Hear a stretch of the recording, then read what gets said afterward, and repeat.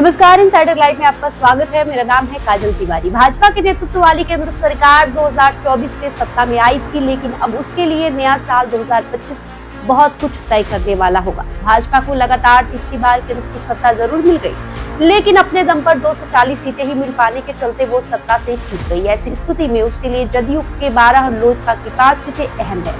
वहीं आंध्र की सत्ताधारी पार्टी टीडीपी की 14 और एकनाथ शिंदे गुट की 9 सीटें 272 के आंकड़े को बनाए रखने के लिए बेहद अहम है। भाजपा ने लोकसभा चुनाव के बाद आई अपेक्षाकृत निराशा को हरियाणा और महाराष्ट्र के चुनाव में बड़ी जीत हासिल करके दूर किया है, लेकिन अभी बिहार चुनाव में उसकी परीक्षा होगी। खास तौर पर बिहार की राजनीति के पल पल बदलते मिजाज को देखते हुए यदि साल के अंत तक कोई उलटफेर हो जाए तो वो भी हैरानी भरा नहीं होगा।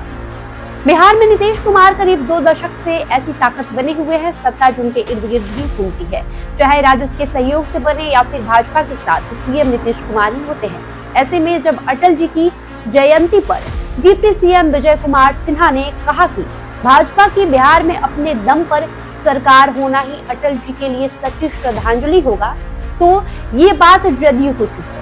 फिर जो पोस्टर जदयू ने लगाए थे उसने भी साफ कर दिया कि बिहार में नीतीश कुमार के नाम पर कोई समझौता नहीं होगा। जदयू ने साफ लिखा कि बात जब बिहार की हो तो चेहरा सिर्फ नीतीश कुमार का।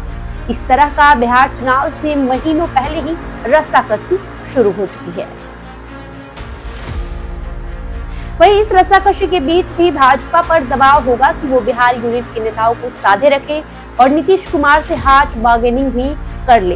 दोनों दलों के लिए सीट बंटवारा भी आसान नहीं होगा। इसके अलावा चिराग पासवान, जीतन राम मांझी और उपेंद्र कुशवाहा जैसे नेताओं को भी भाजपा साधे रखना चाहेगी। दरअसल बिहार चुनाव का नतीजा दिल्ली तक असर डाल सकता है। यदि यहाँ एनडीए को चुनाव में पराजय झेलनी पड़ी तो फिर भारतीय जनता पार्टी और जनता दल यूनाइटेड में खिंचान दिख सकती है और इसका सीधा असर दिल्ली तक दिखेगा।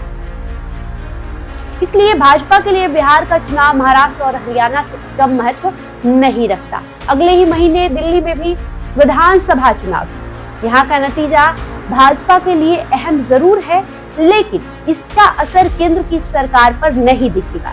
यहाँ भाजपा के ही 7 सांसद हैं और विधानसभा के नतीजों से इस स्थिति में कोई बदलाव नहीं होगा।